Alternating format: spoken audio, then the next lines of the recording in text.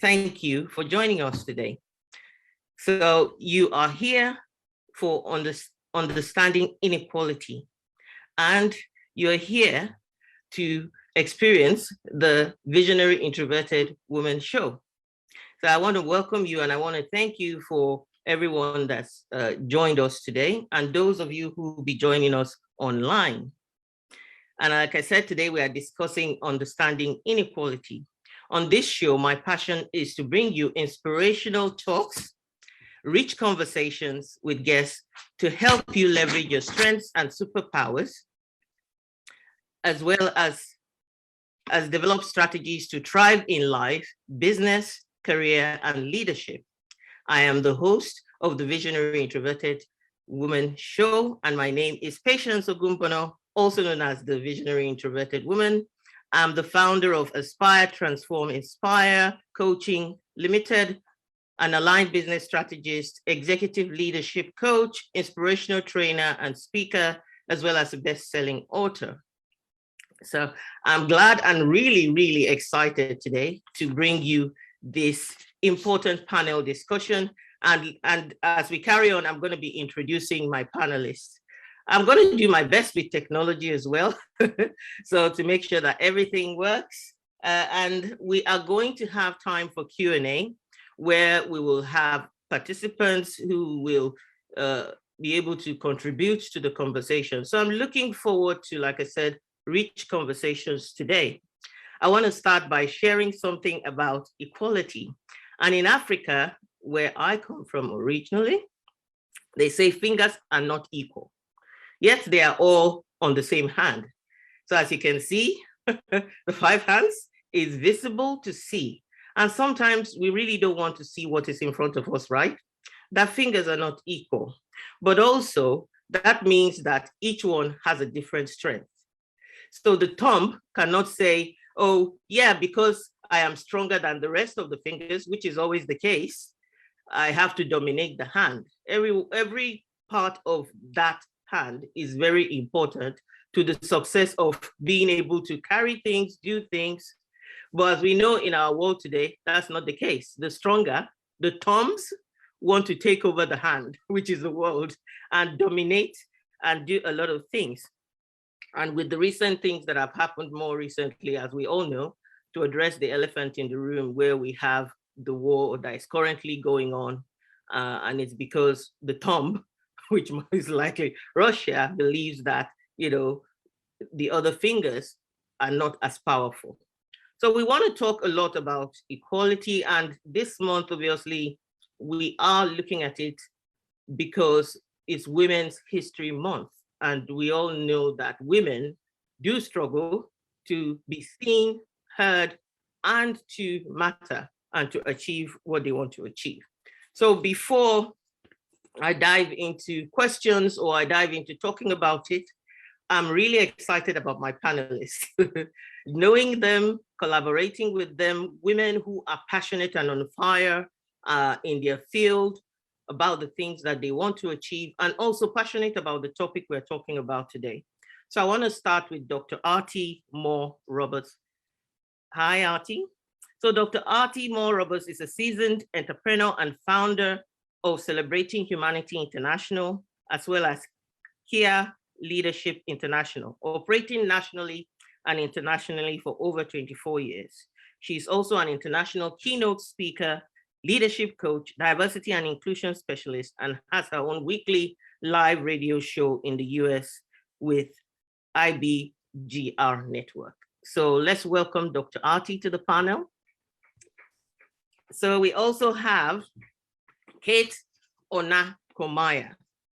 And Kate is an executive director and presidential advisory council member of the Maxwell leadership team. She's the co-founder and director of communications of the Blooming Ladies Cooperative Canada. As a senior consultant, Kate works with clients in West and Central Africa and Europe, delivering management and leadership training for key clients in English and French. So Kate has a coaching, speaking, and training certification from the Maxwell Leadership Team. Let's welcome Kate to the panel today. And so we have Angela and Angela E. Kochuba. Angela is the founder and managing director of Federal Training Academy, a woman-owned business offering custom solutions to link people and missions in an agile world. She is a virtual champion award winner, global speaker, and executive consultant with a client list that includes all US federal departments and the World Bank Group. She's also a #1 international best-selling author and proud American pickleball fanatic and foodie. So let's welcome Angela as well. So we also have Kate Usher. Now, Kate is an experienced menopause coach and change strategist with a specialism in gender equality. She works with women and organizations to create simple strategies that enable modern and supportive menopause conversations. She's an internationally published author. Her book, Your Second Phase: Reclaiming Work and Relationships During and After Menopause, is available all over the world generally, and was also shortlisted for the Business Book of the Year award. So let's welcome Kate as well to the panel. Like I promised you, it's a very rich and diverse panel with a lot of experience. And so basically, it's about bringing this to the forefront to share not just stories that will help you as the audience as you listen, but also to share strategies and to answer your questions at the end of the session.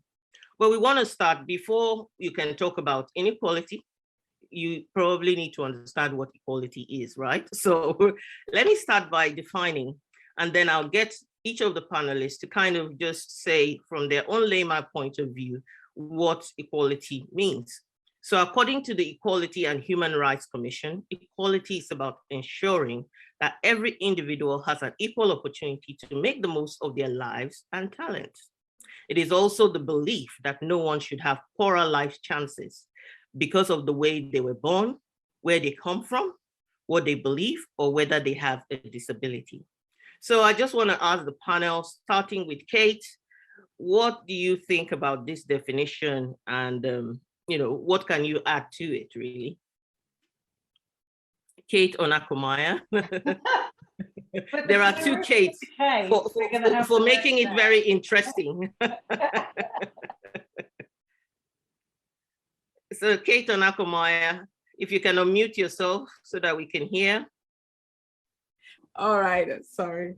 Yeah, thank you, Patience. I agree with that definition. I believe equality is where everyone has the same chance, the same opportunities to become the very best they can be, irrespective of where they come from, the color of their skin, their religious beliefs, their background, but everyone has the same opportunity to be their authentic self, to be all that they can be. Thank you for that. And Dr. Artie, can you add to that or anything from your? Absolutely, thank you so much. What I love about the word equality, it's not just talking into race, culture, gender, LGBTQI. It's not talking about religious beliefs and things like that. I believe that equality should be talking to clarity. And I think it should be simplified to clarity of mindset, belief systems, and what we've bought into as the dialogue that we keep talking about. But a lot of people don't actually realize what the actual reality of equality means from all sides. From whether it is an age or religious belief, whether it is the country you're born in or the community you grew up in. Equality has got so many different aspects, and we cannot just bring it down to a simplified version of what somebody out there created as the thinking of what equality demands of us, because we buy into other people's thinking when really it is a stimulated way of thinking from us being original. And challenging mindsets is going to be the key for equality for me. Thank you very much. That's an interesting dimension brought to it as well. So let's hear from Kate. Kate Usher now, so I'm going to be using the surnames. Well, first of all, it's great to be here. So for me, equality is all about equality of opportunity. It's about enabling people, no matter who they are or where they're from, their ethnicity, what their gender is, that they get equal opportunity, equal volume of opportunity, and that will enable them to achieve whatever it is that they wish to achieve in their lives.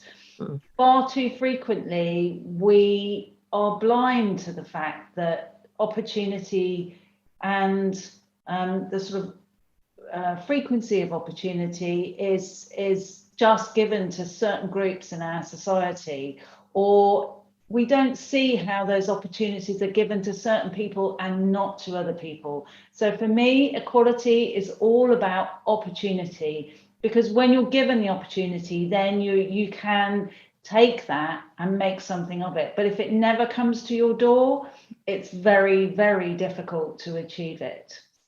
Exactly. And I think that is one of the key things that, we need to be aware of. So Angela, can you share with us your own perspective? Sure, and I'd actually like to build off of Kate Usher's. So when we think about equality, what I find is typically in the workplace, organizations think that if we have equal numbers of women in the leadership team, for example, so the opportunity is there. So the way that organizations think of equality often is, well, we have the same number of women on the leadership team as we do men, as an example. And so for me, the definition of equality really does, we need to fold in kind of this inclusion aspect as well as a sense of belonging. So in folding in inclusion, it's okay, well, now that we have the position, so that we don't fall off that glass cliff once we have that position on a leadership team, then the question becomes, okay, are we being invited to some of those key meetings? That's the inclusion aspect. And then also for the belonging piece, it's this idea of, okay, well, now that we're at the meeting, do we really have the influence? Are our voices being heard? And are we a part of the decision? Are we some of the decision makers? So for me, equality, we need to fold in kind of that inclusion and that belongingness. So that, and going back to Kate O's perspective on this, it's the idea of, okay, so once we're in the meeting, right, it's, can I show up as a woman, fully authentic, wholly who I am, and not only be accepted for that, but valued and respected for it.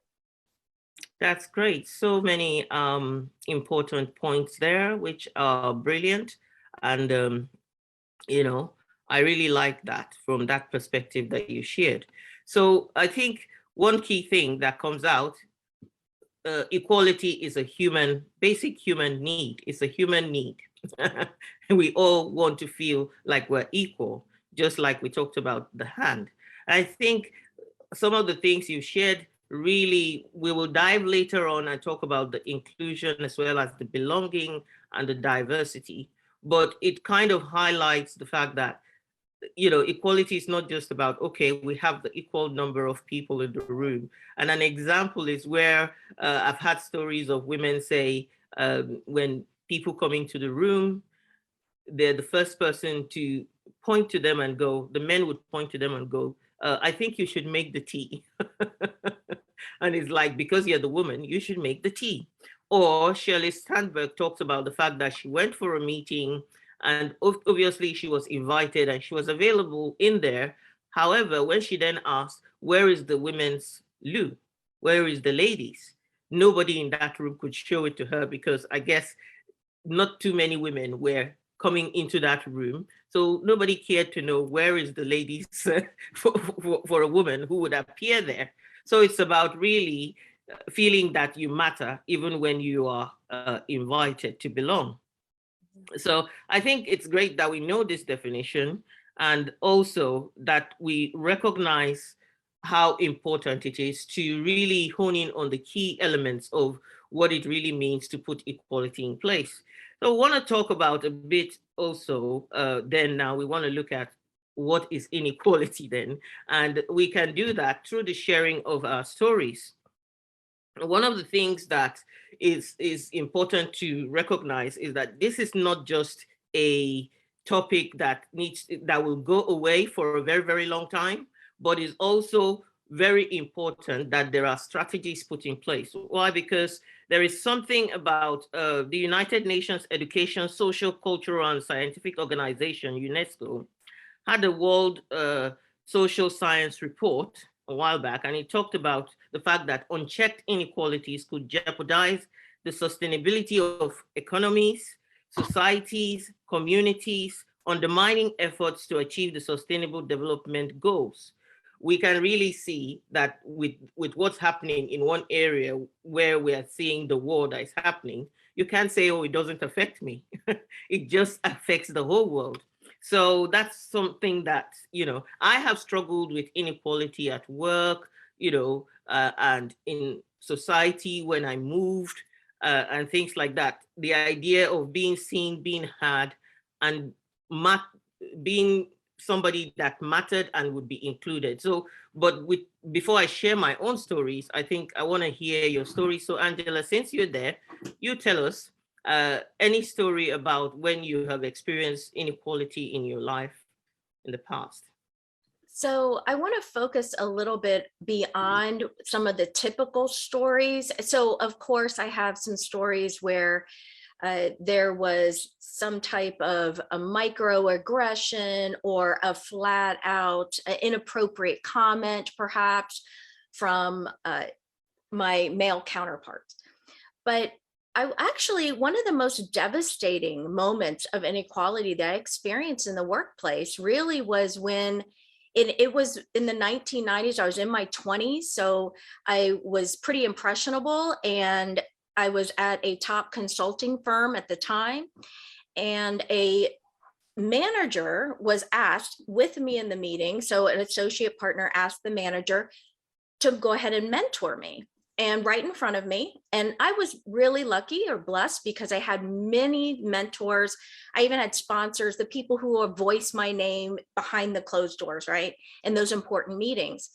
And so I was really on a supported path at this organization. I was thriving. I really was dedicated to the organization. And so in this meeting, when a manager was asked to go ahead and mentor me, of course, the response was absolutely, it was very supportive. And I thought, wow, another person in my corner.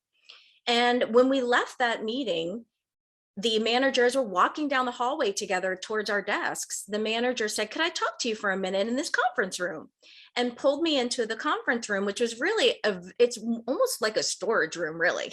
And we all knew it, right? It's this very small little conference room with stacked chairs in the corner. And so we go into the conference room, and she looks right at me and she says, Angela, no one helped me, and I am not going to help you. She whipped herself around, left the room, and thankfully left me standing alone in the room, because at that age, I'm not sure I would have been as emotionally intelligent as I would have needed to be in that moment, right? So I was left standing in this little storage room by myself for a bit to kind of process that. And I was really shocked and utterly just heartbroken as a result of that. But I also thought about where that comes from. And I thought, well, I get that for her, she and a lot of us have been told you need to work twice as hard to get to a certain position. And now she has that position of authority, and she has that position of influence, and she wants to hold on to it tightly. And so it's kind of that typical queen bee moment a little bit. And I was really disturbed by it. And that is actually the moment where my entire relationship with not just that individual, but with the organization, not with others, but with the organization changed for me. And so I was inspired, is how I like to put it. I was inspired to apply to graduate school. In that moment, right? That evening, I thought, I'm not sure, right, what I want to do with my career path. And so, and I see Dr. Roberts' celebration there, right? So that was really when my career path did change. And I'll admit, when I was even in my exit interview, and I was directly asked in the exit interview, you're not leaving because of, and we'll just call this person Judith. You're not leaving because of Judith, are you? And I thought to myself, it was another stunning moment. And I responded with, oh no, I have this wonderful opportunity to go get my MBA at a university that I'm really proud of, associated with, and I'm very excited to attend. And I will tell you, until that question, I genuinely thought I would return to that firm.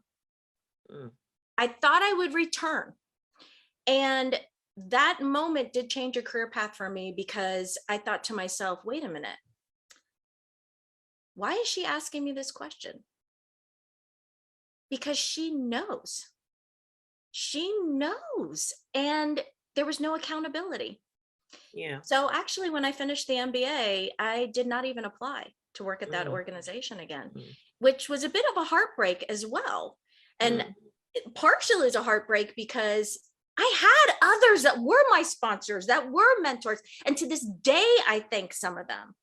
You know, big shout out to Lorena Koo, for example, right? So an individual who I really had those connections, those relationships, and they were able to help me thrive in that environment. But it does show you the impact that just one individual can have. And so that's the story that I wanted to share today. And Thank as women, you for I hope we can support one another. And big shout out to a few of you who are in this room that I know personally, and I really appreciate you. Helene was in here earlier. Shawnee, thank you so much. And Nikita, I appreciate all of you, and I've worked with you in some capacity as well. So I thank you very much. Thank you for that. That's one dimension, you know, how one individual can change the whole energy, the whole can impact the culture of equality, but also in terms of the fact that we as women also need to champion having other women on the table. And that's very important. And that brings me to actually ask Kate Usher, because I know that these are some of the things that she would have a story to share from that perspective as well. So what's your own story, Kate, about inequality? I think that Angela's story there, what that shows is that as women, we have, as she said, we're told this story that we have to work twice as hard, we have to be twice as good, and we fight tooth and nail to get that success. And when we're there, all too frequently, the women who do make it do not put the hand out to help the next one to the table. And that's a sense of scarcity.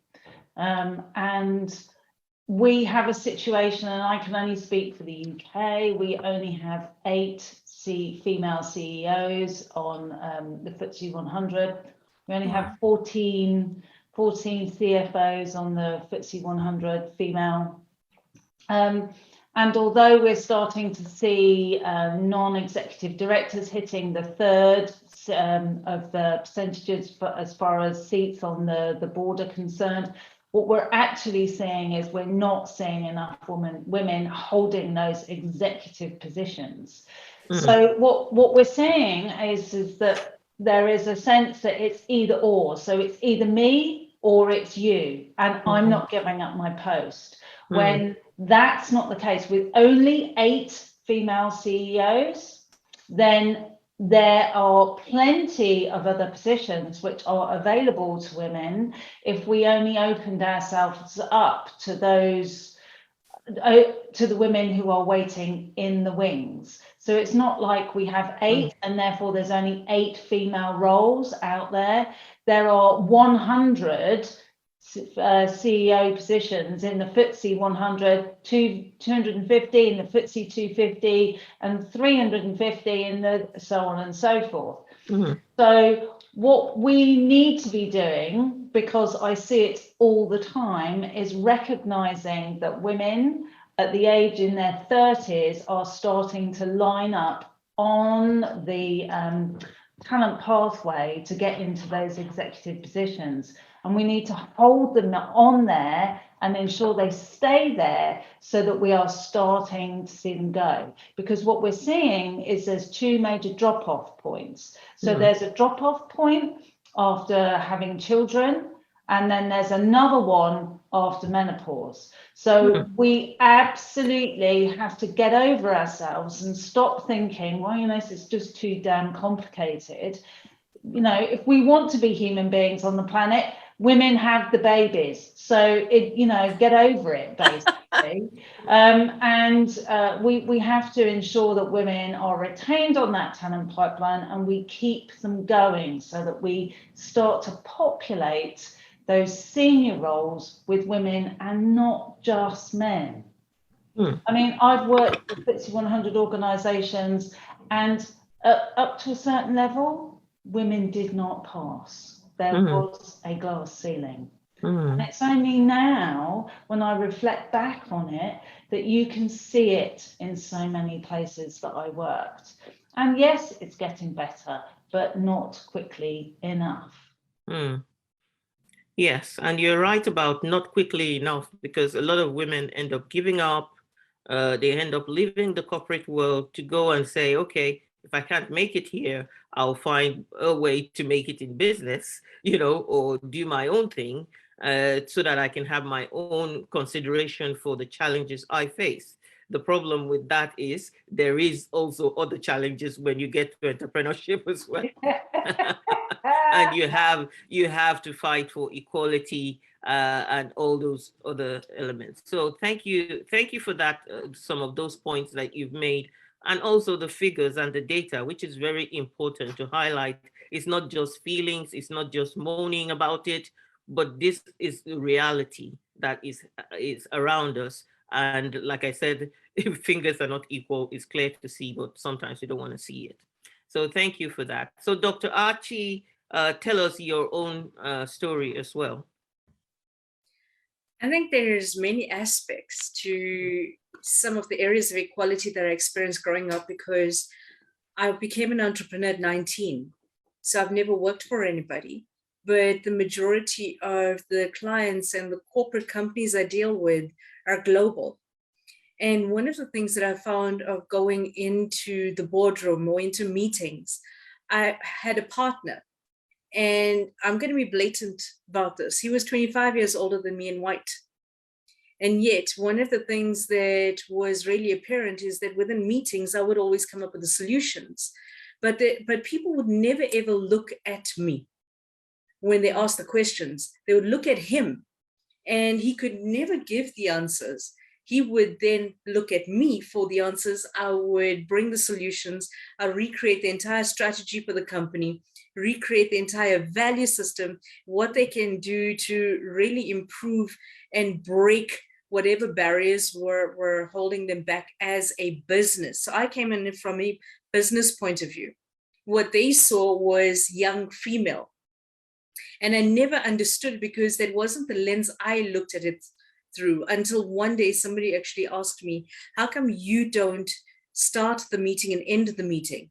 And so I had that conversation with my business partner, and I asked him, why is it that you always walk in as the owner of the business? And because I love taking notes, they always look at me as if I'm your secretary. So I always ask, what can we do together for you to actually challenge that mindset and do something about it?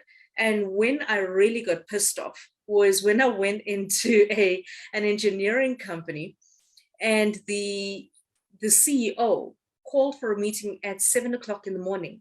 And this was quite a distance away from us. And I made sure I got there, and he called a special board meeting. But in that board meeting, there were 17 men. So only men and the CEO, and he arrived an hour late. So within that hour, I've managed to get on board the entire team, recreate the structure for them, and give them the solutions that they were looking for. The second he walked in, his first thing to me was, oh, I did not realize there was a woman who was going to be presenting. And none of the men stood up. None of the men actually spoke up or said, you know what, we had an amazing meeting or anything. They all went silent. And he was condescending. He was an emotional bully to his own people. And so in that moment, I realized the reality was that there's a different mindset that needed to have a very focused and intentional approach, because it wasn't an inequality to me alone. It was an injustice to all of them sitting there, that they never had a voice. And for me, equality was, we're just saying that everybody feels seen, heard, valued, and respected as a human being. Then they too did not realize that what they were allowing in that moment was to be taken advantage of, and that their voices were not heard either. And from such an exquisite, beautiful meeting, it became quite a nasty meeting, because he stood up and he said, you're a woman, you don't have an engineering degree. And I said, what has that got to do with leadership? Because from my point of view, what I see is a bully. I see somebody who intimidates people. I see somebody with a low self-esteem who needs to upgrade himself. So really, that is what I see. And he says, but I mean, you're coming here with John Maxwell, and religion has got nothing to do with this. And I said, but you see, that just shows that you're as uneducated as the degree you hold, because that does not show intelligence. It shows your lack of common sense and humility for the people that you're meant to serve. So I'm coming to you because you asked me to be here. Maybe there is a lesson to be learned in that moment, that we all need to adjust and not work from anger and react, but rather have a courageous conversation. How can we support each other so that we can have professional engagement? Then it's no longer, it's based on my culture, my religion, or my age. It's an engagement where we're both having a beautiful conversation. And for me, the inequality of that situation was that the entire organization lost out on the ability to grow because of the limited thinking of one person. And I could not judge everybody. It was just one person's behavior and actions that did not work for me. So that was my thing of where I took lessons of gratitude of what I needed to do to upgrade my own thinking in that moment. Thank you for that. And a team seems to be coming out, the one person that creates a bad culture around all the things. There is that, I always say, and when we come to the next question, I think that would also solidify this point, because I always say, and I always said when I was in the corporate world, your policies are as good as the person who is implementing it.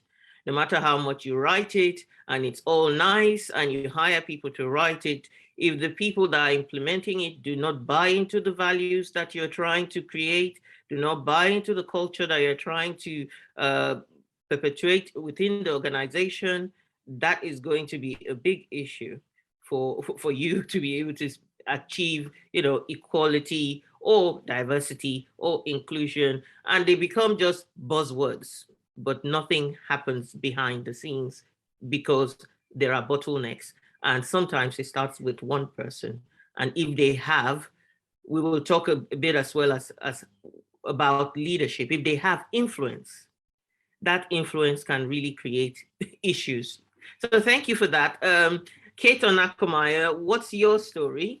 You might have a different perspective and a different story to share with regards to inequality.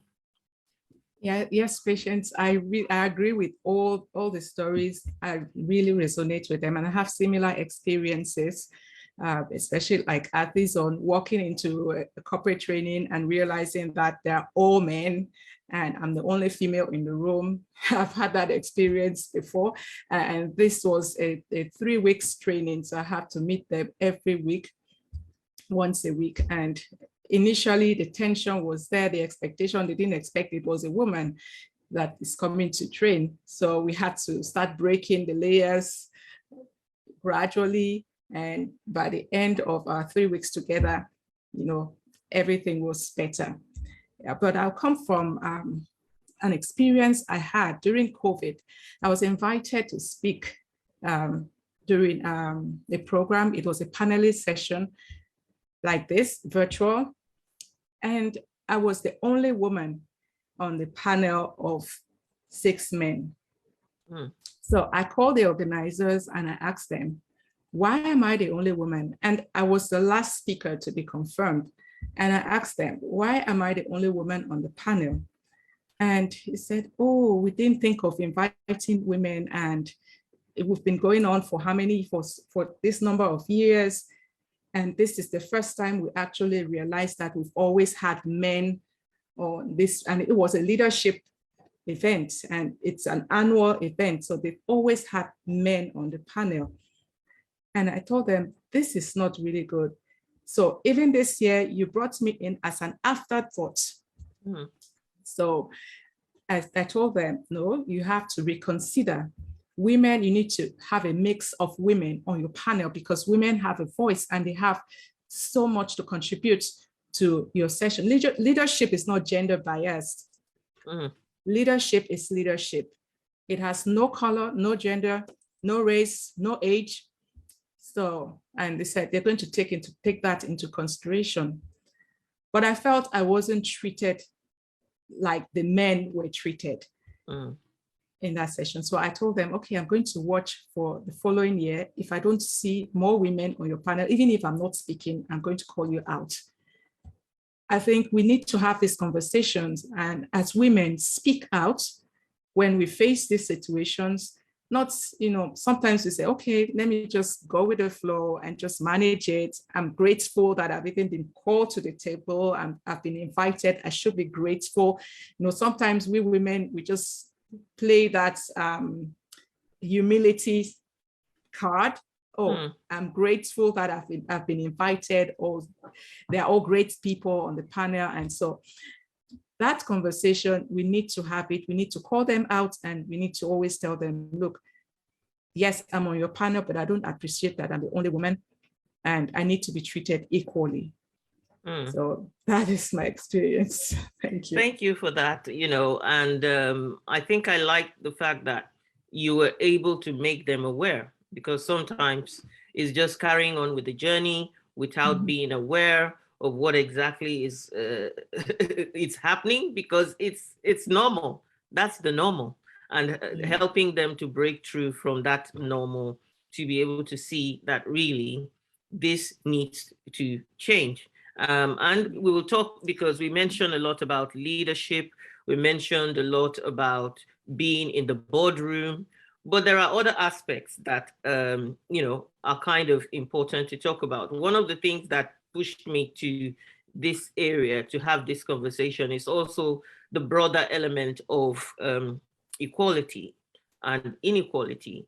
I was at a rally in early 2020 before COVID, and it was a rally around climate change. And that really opened my eyes. Initially, I thought I was going for a concert to see Emily Sandé. And then to support this CARE International, because CARE International is all about supporting women in developing countries or in areas of war and political unrest, because they say that women are disproportionately impacted by all these natural disasters and all these challenges. Now, I didn't know that. I just thought, okay, everybody's in trouble and everybody is affected. So we find ourselves after the concert being told, go for a rally, go to the town center. And so I thought, this is going to be my life, I think, because I'm, but I head there and I listened passionately to the poems, to the stories. There were actors who shared the impact. One big impact was the fact that when there is climate issues, the man stays at home. The woman needs to get clean water in areas where water is a challenge. So she's the one wading with the baby on her back through the swamps that have snakes and diseases to go get the water. So the fight about climate change is to also protect the woman from all these struggles that she has to go through. She's the one to get the water. She's the one to come back. She's the one to be exposed in the forest to being raped if she's coming back at night. And those challenges were all highlighted then. And that opened my eyes to see that there is a lot that women are going through. There could be an argument that, okay, we talk about panels being completely full of men, women, but what about us? We are all women, right? I did invite men to say, come along so that you can lend your voice to the conversation. Because another story I want to share is the fact that earlier in my career, the people that put barriers, like, Angela said, were women. I was struggling with childcare and I needed to go part-time. I didn't say I was leaving the job, I needed to go part-time. Now, women who felt like they didn't have children and so couldn't use that as an excuse blocked me. But a man came in and said, it's a no-brainer. When you're here, you're not here because your mind is with the children that you've left behind that are struggling, right? So for you to be fully present here, we need to give you the 50-50. We need to make sure that you are here when you need to be here. You take care of home, you take care of our business. I don't know why your fellow women couldn't see it. And I thought, well, I'm not sure why. So it highlights kind of, and straight away, he just signed the papers. It was like a godsend that he went there. So some of us have talked about mentors, champions that are men who get this message, who see it, who can bring it out and really champion the cause of equality in their organizations through also great leadership. And we talk about bias. So I'm grateful for that and some of the things you shared. So let me just look at some of the, whether there are any questions, any comments that we can pull from some of the things that are being said either online or some of the things you have said here before I go to the next question. Yeah, Artie has said here, there are incredible men out there who are so thoughtful and insightful. That's very true. And equality needs to be second nature is something that I'm seeing here. And that's very true as well. But that brings me to talk about, there's a lot of talk about inclusion, diversity, equality. And a lot of times, most of the shouting is around the inclusion and diversity bit, but less about equality. And then when I was researching this, there was a word that also came out, equity, yeah? Because, and it says that equality is different from equity. And this is throwing a spanner into the works for us to talk about this. So basically, equality is treating each person the same. However, equity is fair treatment, access and advancement of everyone, allocating opportunities and resources based on need and circumstances. And I think that difference needs to be highlighted. So we want to talk about this a little bit because we want to talk about the whole combination of all now 4 rather than just 3, because a lot of times I hear a lot of conversations about inclusion, diversity, and equality, but not enough about equity. So I want Kate, since you are Kate Osher, you had your hands up to contribute. Maybe you can talk about this in your own understanding. How do these things relate and how do they link together? Okay, so for me, let's start with inclusivity. So inclusivity is all about culture. It's about, as I think it was Angela that was saying about belonging. Was it Angela, you were talking about belonging?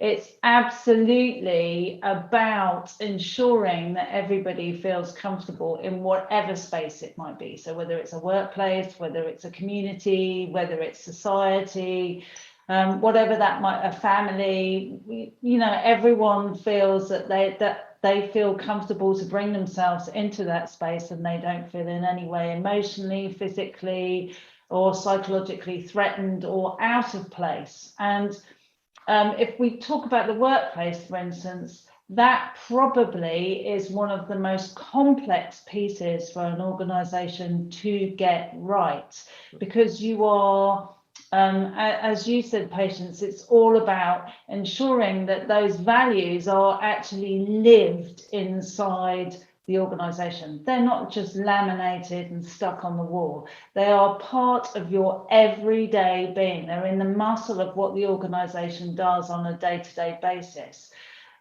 So respect and inclusion is a huge piece, and every organization needs to work at that consistently every day. This is not something that comes naturally, and it's not something that just magically appears. It comes because people make it happen. And then if we talk about diversity, well, there's a lot talked about diversity at the moment, but we need to talk more about it, because this is where equity comes into play. Because obviously for certain groups in society, whether that be gender or ethnicity, or disability for that matter, for those groups, as they come in, if they were given the same opportunities, then they are already at a disadvantage before they get to that point. So equity is about giving every group the same amount to get to the same place. So if you need, let's say, a thimbleful for white males, because they're generally privileged in opportunity terms, you may need a bucket full for Black women to actually get to the same position, because they've been disadvantaged to this point. So we need to ensure that we give the level of opportunity, as we were talking about at the beginning, and an advantage to everybody, so that they can actually pull themselves, because everybody wants to achieve, everybody wants to do well, everybody wants to succeed. And it's about making sure that everybody has that route up to that level. And then when we've done that, then we can talk about equality. You know, everybody has to be able to get to the same starting position to be able to build on that to achieve. And I think, you know, that we need to look at this very, very carefully, work on it every single day. It doesn't happen by magic. It happens because we make it. Thank you for that. That is very important to understand, that it's intentionality. It is desire to see a better world, and it is choosing to take action, choosing to stand in the gap and make a difference. There is a gap that is created as a result of the inequality. There is a gap that is created as a result of the struggle, and people are getting tired. You talked about the Black woman that will have her own challenges to the white woman that will have her challenges against the, you know, the white male. Sometimes I always say this joke, and it's interesting. I say, okay, 3 strikes and I'm out. I'm Black, I'm a woman, and I'm introverted. Sometimes I say, okay, that's 3 strikes and I'm out of the equation. And sometimes that is the ladder that you have to climb. Those are some of the things you have to overcome. So there is also, I'm coming to you, Angela, to add to this, and you might as well add to this when we talk about, when there is the diversity, I hear about the tokenization, where people say, okay, there's diversity because, you know, I have this person on my team and so on. Maybe you've had that word to tokenize and bring in that, so that at least you tick that box, or you've had the word tick box. So maybe you talk into that as well as share what you were about to say, Angela. Well, I just wanted to fully support Kate's comments. And when I think about the idea of the golden rule, so the golden rule is treat others the way that you want to be treated. And so in our book Patience, my chapter talk is called The Platinum Journey. And so what is the platinum rule? The platinum rule is treat others the way they want to be treated. So instead of giving what you think they need, having that conversation and giving them what they need that may be unique, And so that, I just wanted to piggyback off of Kate's comment. I think that that's directly relevant. And to your question, Patience, for me, it's the idea of diversity. You had just explained it very well, kind of the 3 strikes and you're out. But it's this idea of intersectionality. And so what are the needs for individuals that are experiencing diversity at multi-levels? And as, by the way, I also want to say this, I'm a mother of men, right? As well as I also have a daughter, right? So I don't want this to become a conversation where it's women may be the only ones that have needs as well, although that is what we're supporting here. And thankfully, I have some even women that I've worked with that are in this room, right? So that are truly speaking they're walking their talk. But even from a male's perspective, if we're able to provide what they need as well, then we have someone who may be a potential ally. We have someone who then, if we have that real discussion with them, you build that connection, that real relationship, now it's authentic. And then it allows me as a woman, for example, to show up as my authentic self, regardless of what my intersection, regardless of what layers I may be facing. Can I show up wholly as myself? And do I have the support when I do? Is someone giving voice to what my voice is? Or are they trying to steal the credit? Right? Are we really honoring diversity? Or is someone, like you said, the tick boxes or the check boxes? It's, oh, she's an Asian, she's a woman, she's of a certain age, right? And then check, check, check. So thinking about how can we kind of find out at that human level what people need, having those discussions, being brave enough. I realize it takes courage, right? But brave enough to develop those relationships so that we can all support one another. So thank you for allowing me to chime in. Thanks. I think that's important. The courage bit is quite important for all of us. Courage to speak up about what you want as a woman, that's important. And that requires you to build up your confidence and your assertiveness to speak up for yourself, but also is the courage for somebody to say, I really want to know what you want. I know that what some people do is to say, oh, if I don't know, then I don't have to fix it, right? So it's about, I'm not gonna ask. So until they ask, and until they really say, I want to know so that I can fix it. I want to know so that I can close the gap. And so you need champions. You need people to be courageous, to also look at the benefit of having that diversity, that different voices on the team, that different voices in the boardroom, that different perspective in the boardroom. You need to look at the financial benefits. You need to look at the psychological benefits. You need to look at the way that it balances out and really makes all that difference. And so, yeah, you're right about the courage bit. It's courage for us as women, where we find ourselves, like Kate was talking about, that she stood up and talked to them. They might never invite her back again, just in case they get challenged. But that courage was important. And it's scary, and we need to do more of it. So thank you for that. So Kate Onakomaya, you had your hands up, and I'm going to add to your own talk about the gaslighting. That's another word that comes up when we talk about equality, when we talk about people being courageous to speak up as well. So women speak up, but they're gaslighted, right? So and they can't. So if it's a word that you've heard something about, maybe you can talk about that, yeah, as well as what you wanted to say. Okay, thank you, Patience. Yeah, I like what Angela said about the platinum rule. So what came to my mind is most often women don't even know what they want. Well, not just women, well, most people don't know what they want, and we don't really know how we want to be treated.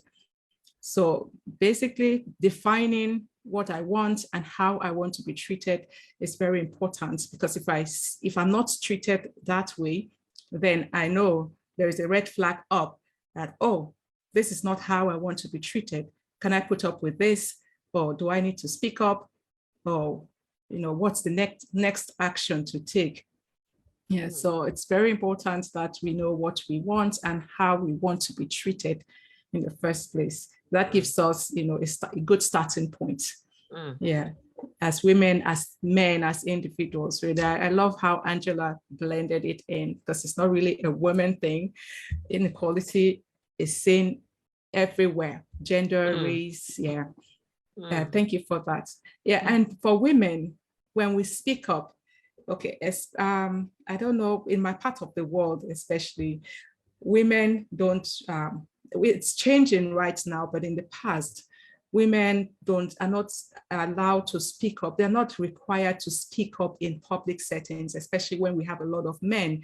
So the women just take the back seat and men speak up. And sometimes as a woman, when you speak up, you are seen as, disrespectful, insubordinate. You're not allowed, you're not supposed to speak. Let the men do all the talking. And when you speak, you're seen as, oh, why did you have to speak up? This is not your place. You should take your place. I remember one time our president, a current president of Nigeria, he made reference to his wife. His wife spoke up and he said his wife had no right to speak up, that her position is in the other room. So she should stay in the other room and she shouldn't speak up. So that's how some societies and maybe religion, they view women. When women speak up, it sparks up all sorts of emotions, all sorts of, bias. And yeah, we get it, especially here where I live. And I think that needs to change. Yeah. And that's a great one that you talked about, and you gave one word that I would now throw to Artie to be able to talk about, and it's that conscious versus unconscious bias. You talked about bias, and it plays a lot. We all have prejudices. We all have, we all have things that we feel like, it's not, we don't realize it, but we kind of exclude people because of our prejudices. We kind of we kind of make decisions based on those prejudices without allowing ourselves. So speak a little bit, Artie, as it's your turn to talk about this in terms of bias and how that really causes the whole problem of inequality and some of the things that people are not aware of when it comes to that. Thank you for that. And I'm listening to our panelists, and there's such a rich diversity of experience coming out. And what I'm hearing is— So 1 second for me, Artie. Anybody that has a question, either watching us live or within the room here, please put the questions, because we are gradually moving towards Q&A.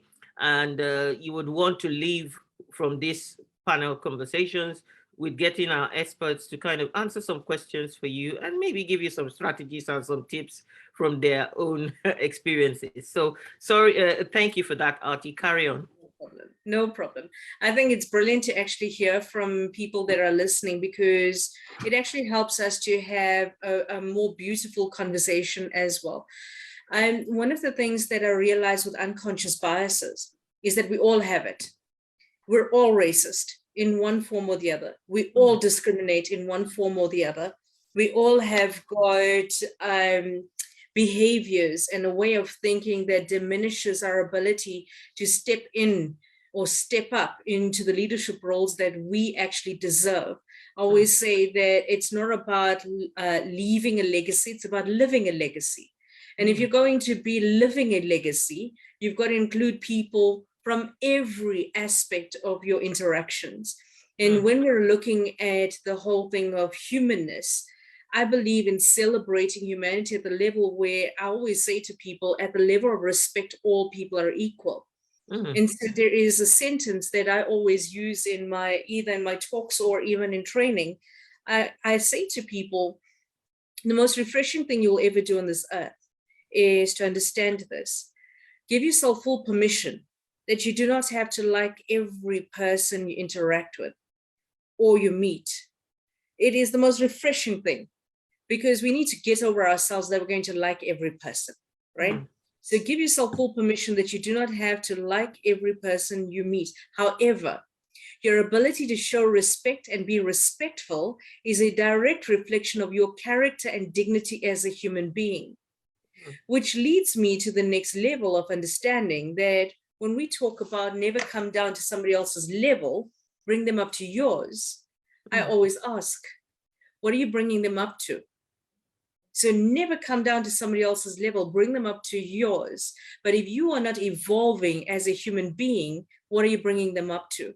So when we have these conversations about unconscious biases and belief systems and behaviors and actions, we need to understand that there are a lot that we need to unlearn from what was taught to us from our histories, from people's interactions, from patriarchy, from religious beliefs, from our engagement with people, even to the relationships we interacted with. We've got unconscious biases on every level. And the reason it's unconscious is because it became second nature to us. But we do not realize that it comes out in our conscious actions, our words and our thoughts, and the way we interact with people. And we consciously reject people from having opportunity, whether it's men or women, whether it's based on their age, the color of their skin, or where they come from, whatever their sexual orientation is, whether they're people with abilities or disabilities. We dumb down the idea of humanity to the limited belief systems that we hold within our unconscious mindset. And so when we're looking at unconscious bias, there are so many levels and aspects to it. And I was talking into discrimination as part of a training program I'm running currently.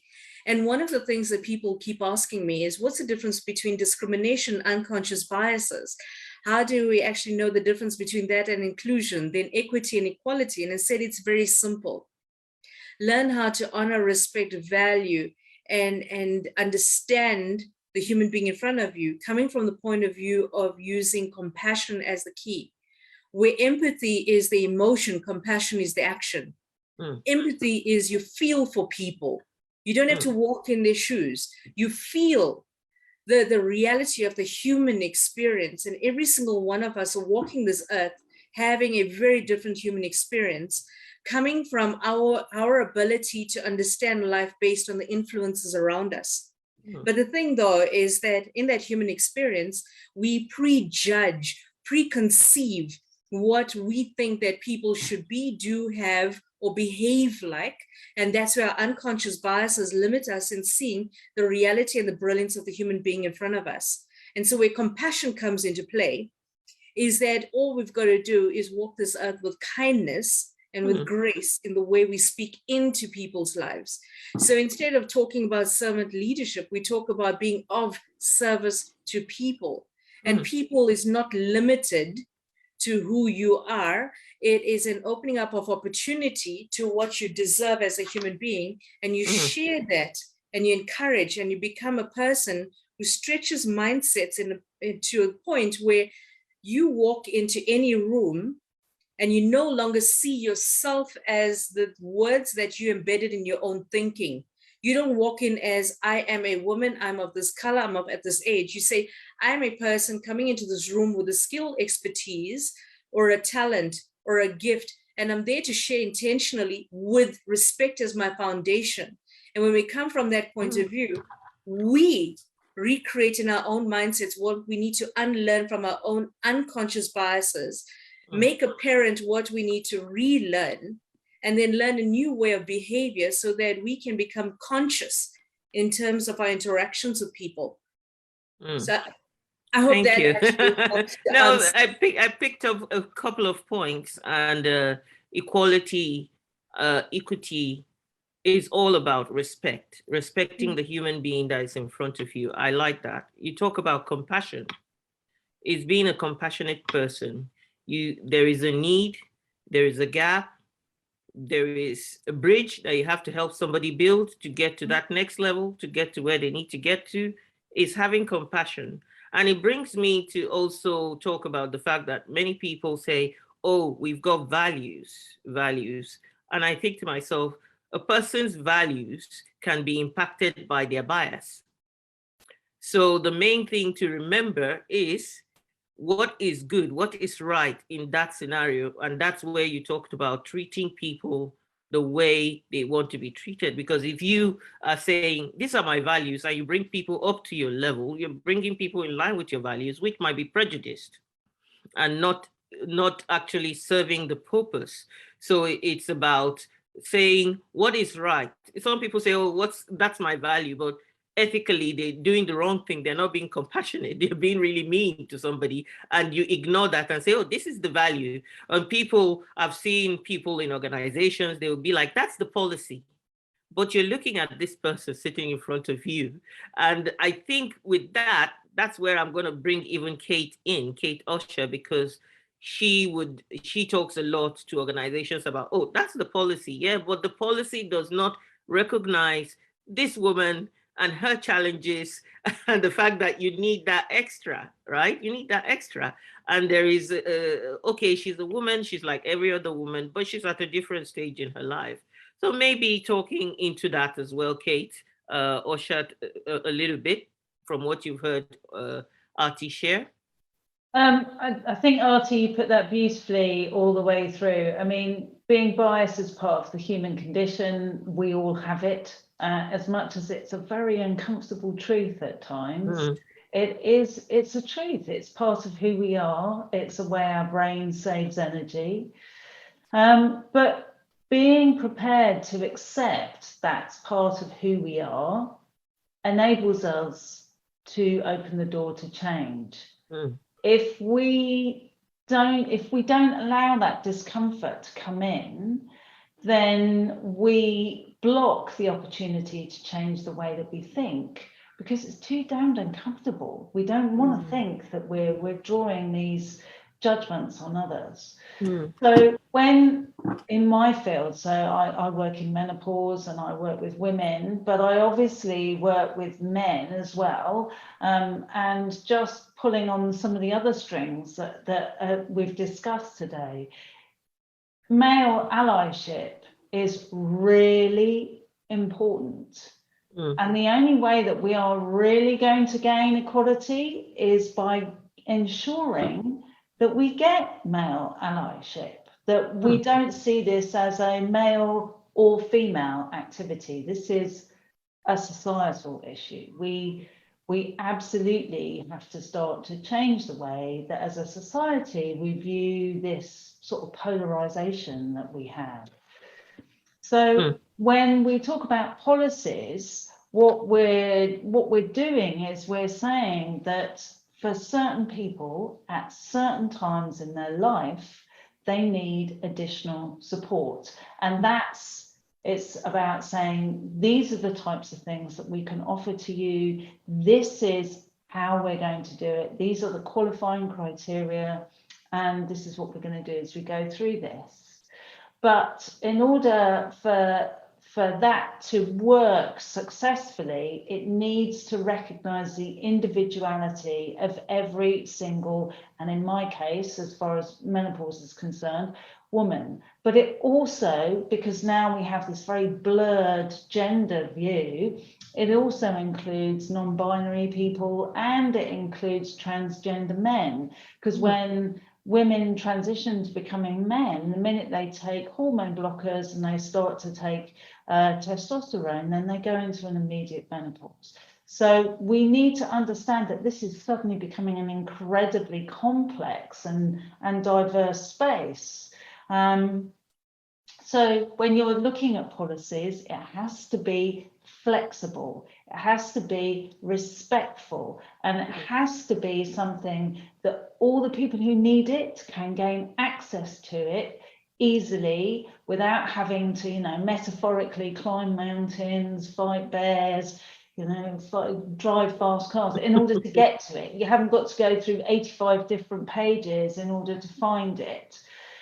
So it's easily accessible, it's flexible, it's respectful, and it's easy for people to use. And that, it's not just for the receptor, so it's not just for the person receiving it, it's for the person who is the gatekeeper as well. And we need to talk about that, because managers, HR, doctors, all of these, they are the gatekeepers into our support pathways. And policies are our support pathways. And we need to make sure that we educate those people as well to enable them to understand the importance of what they're, what they are as a gatekeeper, and to be able to throw open the doors and give women the support that they need. So we have to look at this from those two perspectives, from the two sides of this, to make sure that we educate and make them aware from both sides, so that it's a free-flowing activity. Oh, that is brilliant. I have some people on Facebook who put in some comments. Sometimes someone says, Katia here, she says, sometimes even outsourcing services, a male business owner does not give the same professionalism they would to a male counterpart. I'm not sure what she means by that. Does not give the same professionalism. So I'm not sure what she means by that, but I guess it's talking a lot about bias. And then somebody here is agreeing with the comments that says it's common in this part of the world. She's in Nigeria, but we are informed now and ready to break all the bias. So she's agreeing with Kate on some of the things she said there. So we've got, so we've just got some comments, not necessarily any major questions. So let me check LinkedIn, whether we have some questions that people are putting in out there. Somebody, Mercedes, says, you are definitely right. There's a very important point. I call it the systemic gap for women. And it's very true that many of us support each other, but are a minority. So I guess we need to increase that to a majority of most women being able to support each other. But I guess the reason why people don't support each other, and I'm going to bring in two things here so that we're rounding off shortly, but they don't know how to support. And sometimes supporting means your own position is under threat, I guess and looking at it even from the part of if you are on that table, it's like how you got there and the tough way you got there might be so difficult to help another person get there, because as soon as you got there, the doors were closed to those loopholes that allowed you get there. So the question is, how does having leadership, because I know a lot of us on this panel, we champion developing leadership skills.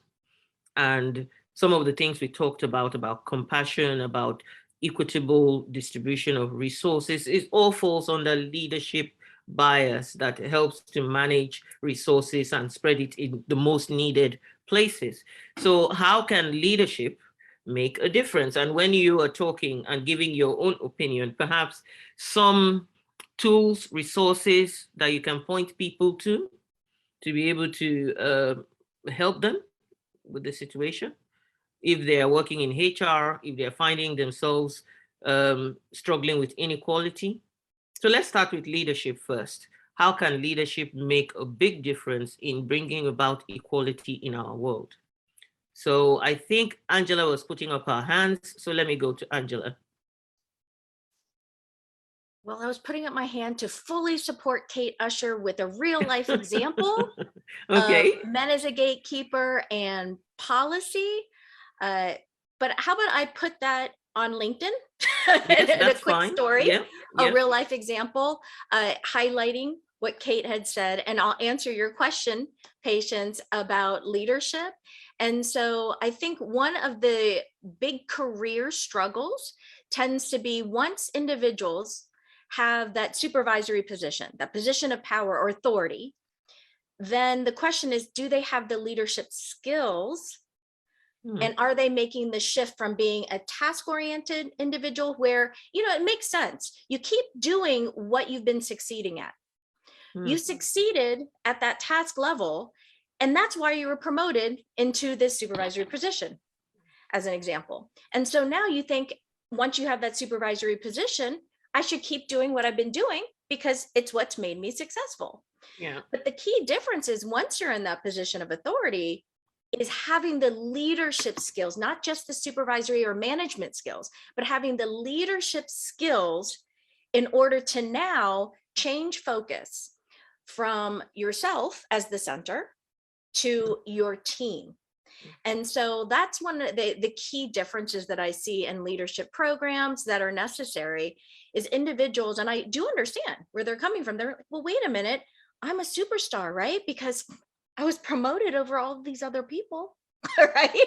And in some cases, I may have even jumped a few steps and was promoted to this even higher position. So I must be doing something right.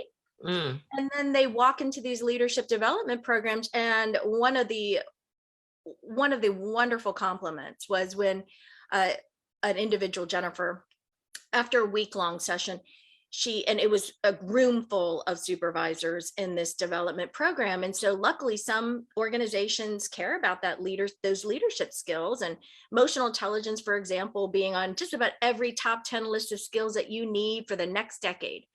So some organizations pay attention and they offer these programs. And so one individual, Jennifer, comes up afterwards and she said, you know, I had my aha moment and I realized how I'm treating my people, and I'm treating them as if I'm on a podium, or this pedestal, really, I should say, not podium, pedestal. And I may come across a little condescending. I'm not building the relationships. And that was her aha moment, because she said, you know, I thought I was a superstar. And now, and I'm not saying you're not a superstar, right? I'm saying that's great that you are. But now, how do we shine light on the other team members, right? You have a candle that's shining brightly, great. Let's light some other candles, right? And be able to have a brighter room together. That common metaphor that we often use. So it's this idea of leadership to me is, do we have those leadership skills beyond the task related skills? Do we have the social element? And so going to Jan's comments, or Jan's comments as well in the chat, talking about sometimes we need to talk about something else, not to focus on many biases and differences, but as Miles McPherson said in his book, The Third Option, start to build relationships. And one important way to create these collaborative relationships is through values, by getting people around the table, starting conversations about basic human values. And when you're a leader, you have the option to start those conversations. So that's one of the distinctions that I like to draw. So thanks, Patience. Yeah. Thank you for that. And you're right about that element of, I like what Jan's put here about the third option, about building relationships. And once you build relationships, it's easy for you to see that there's inequality, that there is support needed. And I think the key thing there as well is listening, the skill to listen to what is being said, what's not being said, see the people. Like I say, I work with introverts, and a lot of times introverts are not seen. Yeah, they will not be seen because they're not making the loudest noise. And that means that you've got to listen beyond the noise that people are making and address that person that is not having the opportunity to speak for themselves, to talk, and giving them that opportunity. How do you develop meetings? I had a boss years ago who later, when I left the corporate world, realized that she was introverted, and that's why she was able to recognize it. So you must recognize that sometimes if you're not that particular personality, you might not see the struggles that is coming out. And you're talking about skills here. So basically what she did was to give you information before the meeting.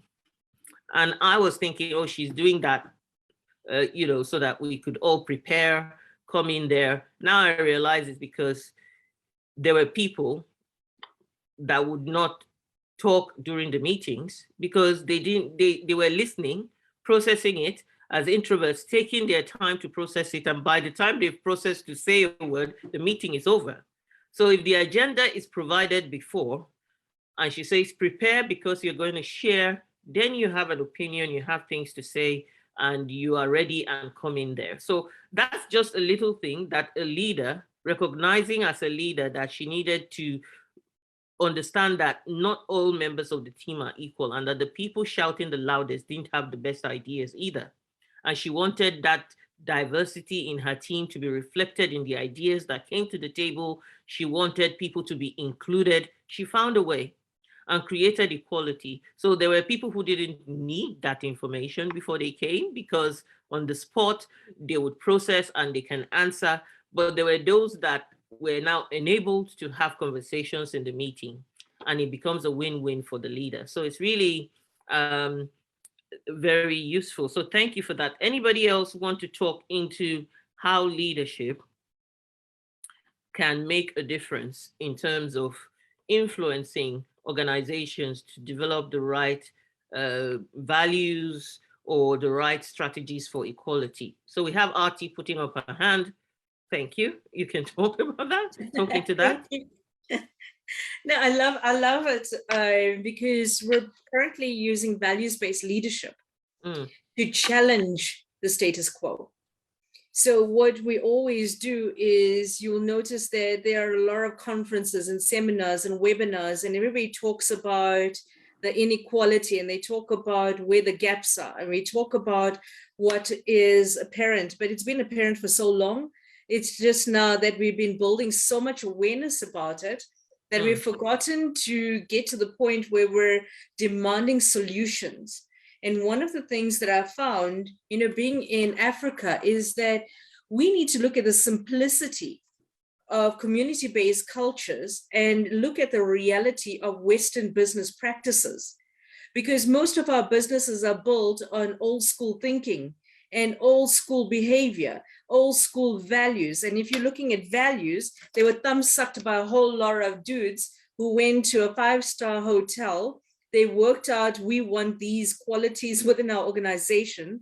And then they come back and then they enforce their management to go and manage human behavior and push them into the belief systems that we need to have integrity and teamwork and respect and diversity. And the reality for me is that the words and the actions don't match. And when your words and your actions don't match, there's your reality of leadership. Because what we're doing is we're managing human behavior rather than leading people to succeeding based on who they are and the talents and the expertise they bring into the workplace. And when we look at that, then it's no longer a question of, do you have a disability? Are you previously disadvantaged? Are you from the rural environments? What have you not had access to?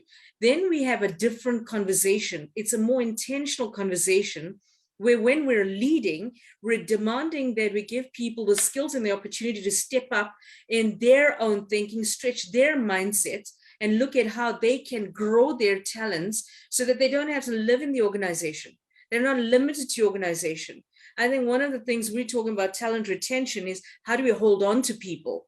That's a wrong mindset. Maybe we need to ask, how do we build people so incredibly well that they lead our organization to the next levels of innovation that we want?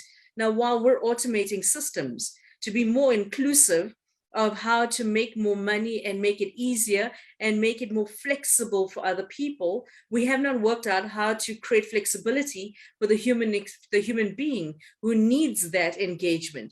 The people with disabilities who need a different type of flexibility in terms of infrastructure, understanding, respect, including them in meetings where they have got all of the tools to be able to speak up and have a voice. When we're talking about people from LGBTQI+, we talk about allies, but we don't realize the reality of what that means. So we always have these motivational talks of, we need to do this, we need to realign the conversations. The reality is we need to implement it. So I always say that knowledge is power, but applied knowledge is powerful. Now that we've had these incredible conversations and we've raised our awareness, how will we raise the bar that when we walk out of here and we walk into a work environment, a meeting, how will we step up and have our voices heard from a level of understanding to raise awareness that what the person is doing is not good and kind, that you speak all the time and we do not have the chance or the ability to have a voice. And one of the things of being in Africa and working in communities, I saw the brilliance and simplicity of leadership in the fact that we had the traditional leaders would sit with their people of influence, the elders. There were men and women who were the elders. That meant they were revered for their experience and understanding and thoughtfulness, not because they spoke all the time. And one of the things was that in those community meetings, they would come up with, this is where our community needs help. Please, can you help us? So that's vulnerability. Compassion in vulnerability equals humility on a different level. You see, at a lot of these conversations, there's ego that's talking. And when there's ego talking, nobody stops long enough to say, listen, you are not being good and kind. That is not respectful to us, because you are not hearing our voices, and the company needs leadership as well as people to run and to succeed. And when you're in communities, they ask the question and they keep quiet. This is the brilliance of leadership. They shut up long enough to listen. And what they're doing is they're saying to people that you are important. Whether we implement it or not is a different story, but we want to hear, what are your solutions? And when you include people's voices and they come up with solutions, you don't have to be the person who's intelligent based on your title and your position. It's no longer positional. It's no longer positional in terms of leadership. It's now relational. I feel that you are important enough for me to include your thoughts, your wisdom, your expertise, and a different way of thinking. And before we make a decision, we listen carefully to everybody. And what they do in community meetings is that when a person stands up, not one person speaks. They listen carefully. And if somebody wants to counteract a debate, they stand up and that person sits down and they speak and everybody listens. But at the end of the day, the leaders will then listen to the conversations, no matter how many hours it takes. They then go and sit down with the elders, discuss it, and then come up with solutions, 3, that could impact the community. And then they ask, from the 3 and from all of your suggestions, how do you feel about these answers? How do you feel about these questions? Not what do you think? When you ask somebody what they think, they're going to give you their opinion. When you ask somebody how they feel, you've now tapped into the reality of their spirit, their heart, their mind, their body, and their soul. And so when you implement, you're not looking for a buy-in. They already bought in. They're asking you to stop long enough to listen to where their thinking is and to become the leader who implements it. Now you need to work out, how are you going to implement our solution? Then we don't have to have team building because people don't trust each other. We don't have to have emotional intelligence skills training because people don't want to be with each other and don't listen. I think intentional listening means shut up long enough to listen to the things that people are not saying, see what people are not saying, because you can only do that when you're resonating at a different level of interaction that is always going to be at the level of compassion. Thank you. And I think it's humility to decide to listen to somebody intently, not to speak, but to understand. And like Steve Covey would say, that the win-win situation is you win, I win. So that involves actually understanding the perspective that that person is coming from. So I really appreciate a lot of the things you said. We could go on and we could say so many things around this. We haven't touched on things like gender pay gap. We haven't looked at deep-rooted issues around race, because that is a topic on its own that we could look at and talk about, especially with the things that happened in the UK with the little girl that was treated differently. And the report said if she was not the race that she was, she would be treated, differently. She would find respect. There's one key thing around all the things we've been saying today, and that's respect. Respect is so, have a little respect, like Aretha Franklin would say. Human beings, just that respect is what human beings are looking for. Respect me as a human being, not as a human doing. Respect me not as a resource, but as an asset. Some of those things that language has already made it difficult. We talk about minority. and majority with one race or the other already, that is impacting the way people see themselves and the way. So finally, for each of you, what I would appreciate is what one advice, if somebody is going through and really struggling, not able to voice out that they are struggling with inequalities, because when I was, people would be like, oh, not really, we don't see it. And I thought everybody's seeing this.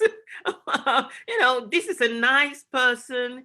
They can't have done what you said they did, and then you have HR, you have the simple thing people say, oh, we just need them to be sacked. Fine, yes, but the culture is embedded there and is deep rooted there. You sack and the new person comes and adopts the same culture. So just very, very briefly for each person, starting with you, Artie, if you wanted to help somebody, give them some strategy for if they are going through and struggling with inequality, how can they address that to find a way out of it? I think the simplicity would be is to remember that you're a miracle, that you're walking this earth and you have the ability to be purposeful, and that regardless what people say, do, or have around you, it is not a reflection of who you are and the brilliance of what you can have in life.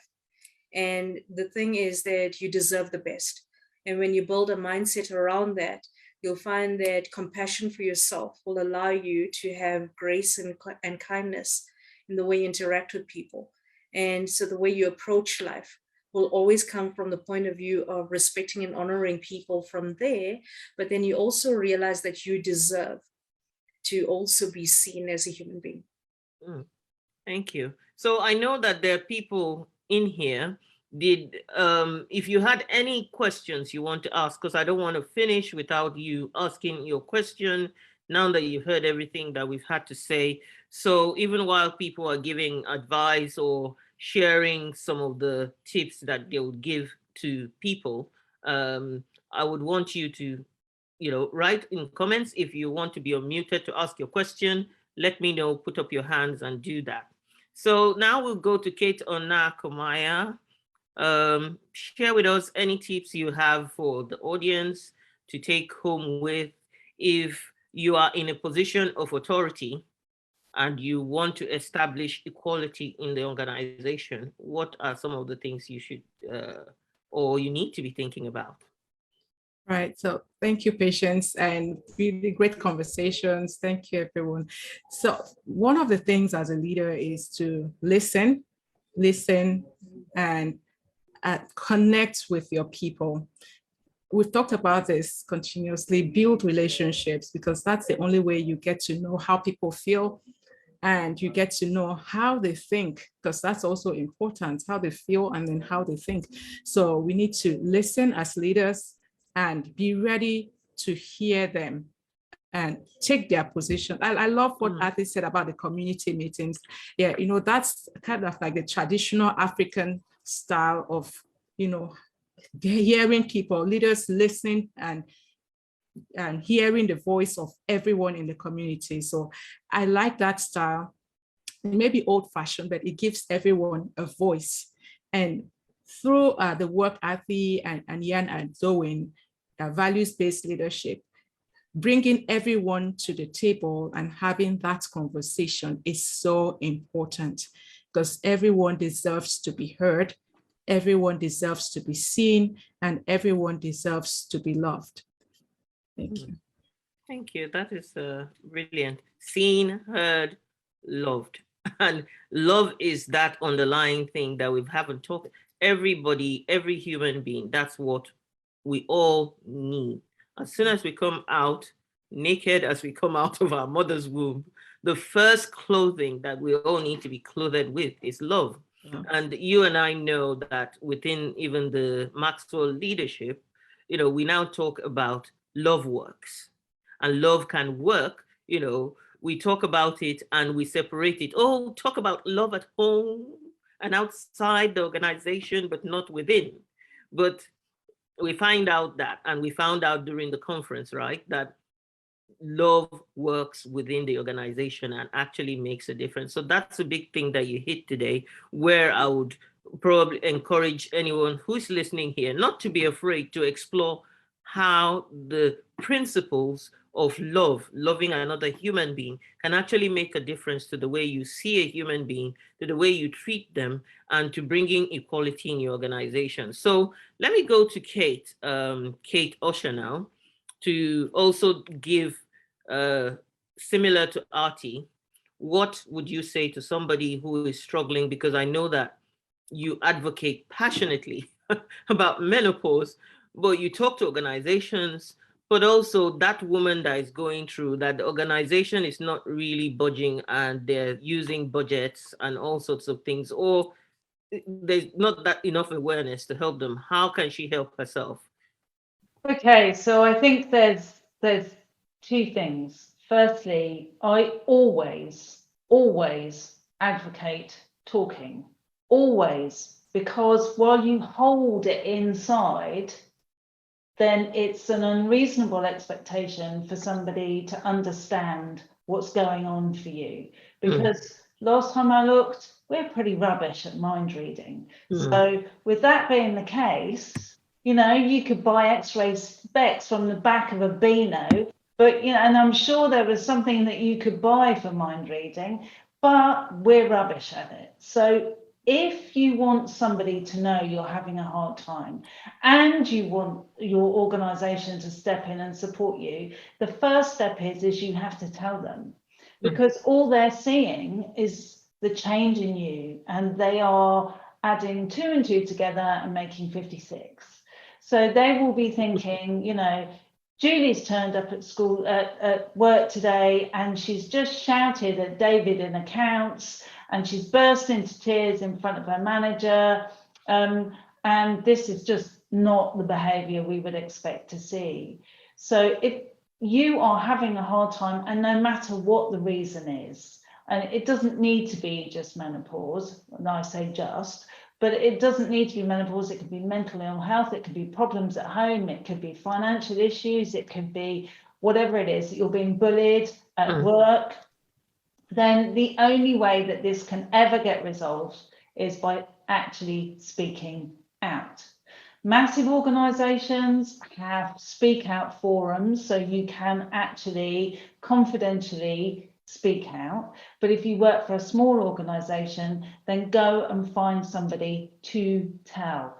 And it doesn't have to be the obvious person. It doesn't have to be someone in HR, because sometimes they don't feel like the right person to speak to. Go and find the person that you can tell that this is going on, and that get them on your side so that they can help you.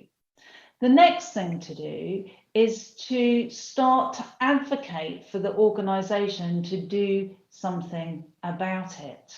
So if it's my field, so menopause, then it's about starting to open that conversation wider, cast the net wider, because what you're doing by saying this is that every single woman in this organisation is valuable, and every single person in this organisation needs to understand what this life event is about in order to ensure that we value these women who are going through this. So advocate to your organisation that, you know, in your wellness week, in your mental health week, International Women's Day, World Menopause Day, whatever it might be, there are plenty of events through the year that you cover whatever subject it is. And obviously I'm talking about menopause, but that you draw your organisation into that space. Because there are loads of positives always about showing that you as an organisation, or your employer shows that as that it is an organisation that cares.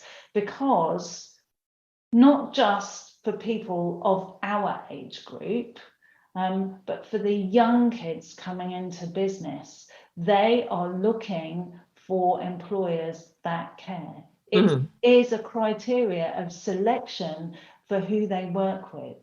And they are looking to know that the person that they're going to work with cares about them and the others in the organization. So everything out there that's done has a positive impact in more ways than one. So first off, speak out. Second, be an ally for the whole of the subject. Get out there, actively encourage your organization to step into the circle. And I like what you said about the younger generation. They teach me a lot, you know, because, and I kind of like have a son who finished and is gone to the work world, you know, and I try to tell him not to influence him with the bad aspects. No need to focus on that. I get him to strengthen his requirements for his mental health, his stability, his progression. So I say things like, look for the evidence of care, look for the evidence of love, look for the evidence of support. If it's not there, you're not desperate. Come back home to mommy. No, I don't say that, but I just say, haven't been through it and the hell of it, you know, make sure that you're looking for that. Make sure that you are, and I don't have to over egg it, because most of them are doing that and finding their way around to say, no, I don't have to have that. I want this. And I can see that you're not providing it. So I'm not going to work with you. And like you said, there is that element of thinking, well, you know, we don't care. But at the end of the day, that bottom line would not get to where it wants to get to, because it's the people that make that bottom line happen. So thank you for that. So Angela, your view as well, anything else that an organization can do, anything else that individuals, now we've talked a lot about organizations, but maybe as an entrepreneur yourself, how about let's touch on entrepreneurship and equality in society and how we run our businesses in an equal considering and putting in equality, equity. So that might be a hard question, but it's your question. So we want to bring in the other elements. We are entrepreneurs, most of us here, and we can point. Africa says you point the finger, you know, Kate will know this, you point the finger at someone, but the remaining are pointing back at you. So I want us to talk a little bit into entrepreneurs. We go out into society. They say charity begins at home. So what we see in organizations is a mirror of what is happening in society. And we as entrepreneurs play that role. So Angela, just say a little bit about how would you advise entrepreneurs to look into establishing equality, diversity, inclusion, anything like that? I'm going to echo a lot of what I've already heard, and I can extend it to a community. So here's what I think. I think that when we speak heart to heart on an individual level, and when we believe in leadership as a mindset so that anyone at any level can be a leader, then we're at a team level. And even in a small woman-owned business, for example, we can make an impact. As we started this conversation with, one person can make a difference, right? So I'm going to loop back to that. One person can make a difference. But then what happens is when people start to trust, you've built that trust, then the voice is amplified and that leadership is amplified, not only within your organization, but also within your community. I think you'll find that your community will call on you for service, right? When there's trust that's built. So I think about 3 steps that all of us could take. One, it would be, first, it's the idea of connecting, which we've been all talking about. You know, how are you connecting? Are you brave enough to connect? What does that conversation sound like? But as a leader, you can be the person to connect. You can start that conversation. Second, once the conversation is started, what are the needs?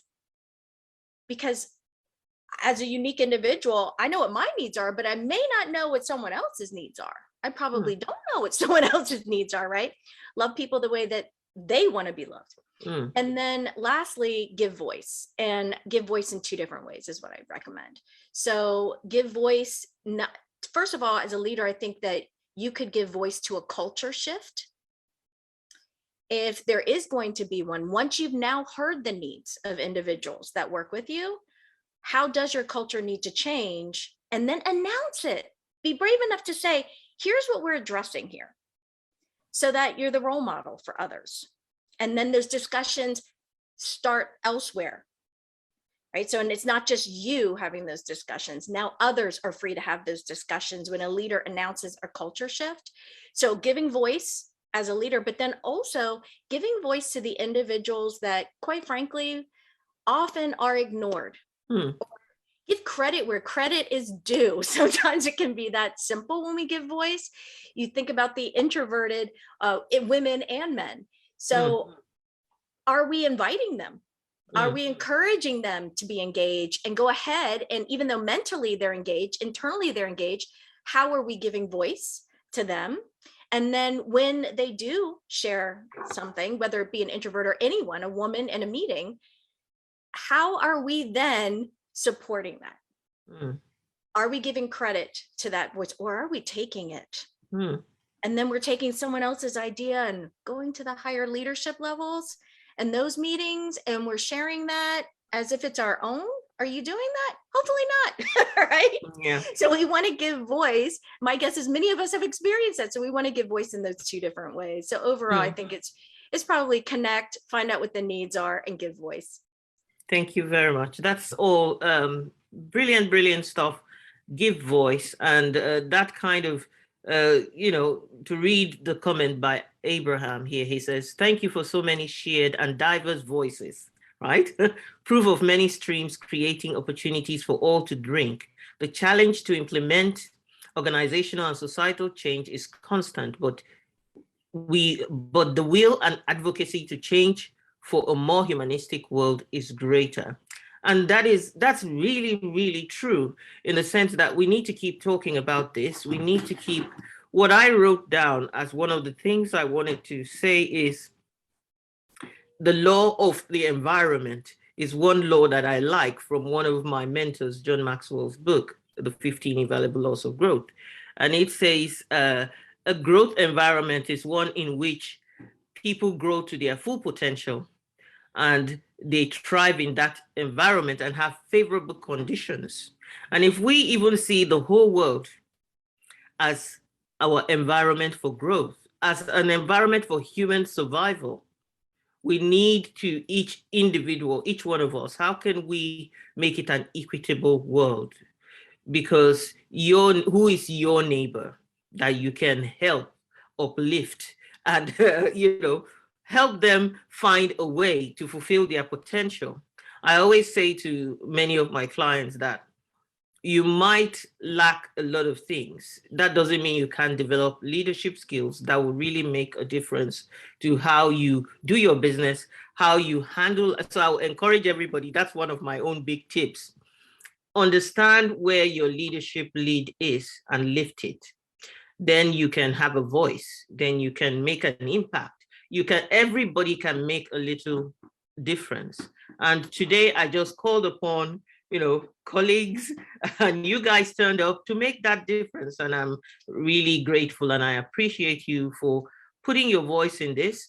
There's a lot more that we could talk about, and I know you guys have ideas. You now go back and even develop them and have those conversations, and you have opportunities to enter companies or to meet people, and you have gleaned from what we have all said here, and will add to what you're saying as well. And I hope that for everyone watching, there's something you can do with this information. Obviously, this will be made available. Each of the speakers will have this video to be able to share with their community, to be able to benefit from it, and it will be on my own YouTube. If you're here, and you want to take information in the chats, you can, take something from the chats where you will get the links for all the speakers. But again, if you signed up for this, you will get links to all the speakers so that you can continue to have those conversations and connect with everybody. So I just want to say thank you for those that watched online, for those that joined us, and to my panelists. Thank you so much for this conversation, and I really appreciate you. Thank you.